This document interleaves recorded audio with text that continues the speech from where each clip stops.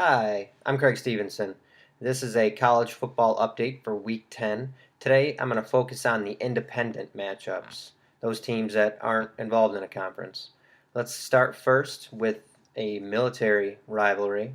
Army visits Air Force. Now, Air Force is a team that only has won one game of the season, that being the first game of the year against an FCS team in Colgate. Now, Army, on the other hand, is 3-5, but they're the number one team rushing the ball at 340 yards per game. That is a ton of rushing yards. I think even though the game's and home for Air Force, I think Army is going to run all over them. It's going to be a very spirited rivalry game, but I see Army going out on top here. Next one, kind of a not very noteworthy, but University of Rhode Island and Old Dominion. Old Dominion is an FBS newcomer, and they had a close game against Pitt, and it's in Old Dominion, so I'm going to pick them. Old Dominion gets the win over Rhode Island. Next up, Texas State and Idaho.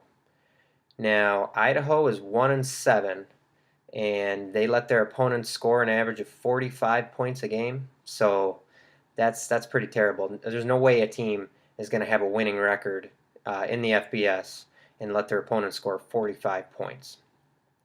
Texas State is 5-3. They're a good Sun Belt team, and I just see them taking care of business and handing Idaho another loss on what's going to be a forgettable season for the Vandals. Next up, New Mexico State and University of Louisiana Lafayette. And New Mexico State is 1-7.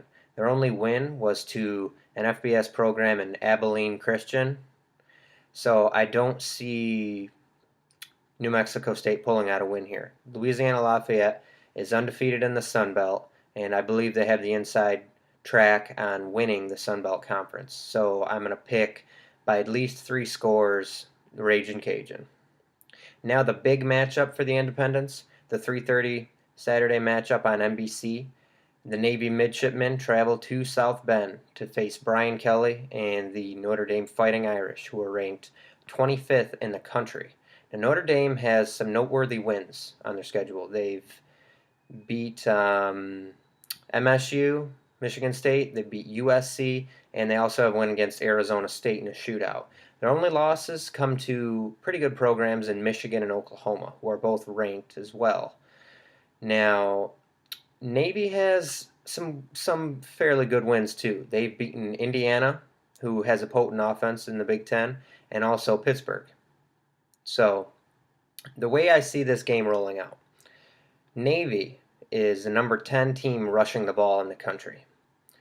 If Notre Dame's defensive line can slow down this rushing attack, not let them have those really long drives where they continue to push the ball, continue to get first downs. If they make Navy beat them with their arm, throwing the ball, then they're going to win this game. The only way Navy comes away with a win here is if they can run the ball to great success and frustrate this team. How do I see it shaking out? I see Notre Dame in this defense maybe getting frustrated a little bit early. Navy will have a little bit of success running the ball, running that option.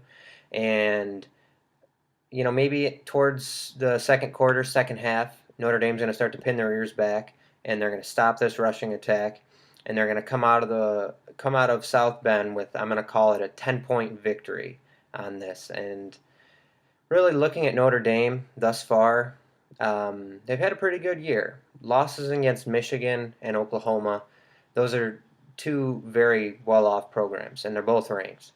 The only thing I see tripping them up down the road that could keep them out of a BCS bowl game is the Palo Alto matchup against Stanford.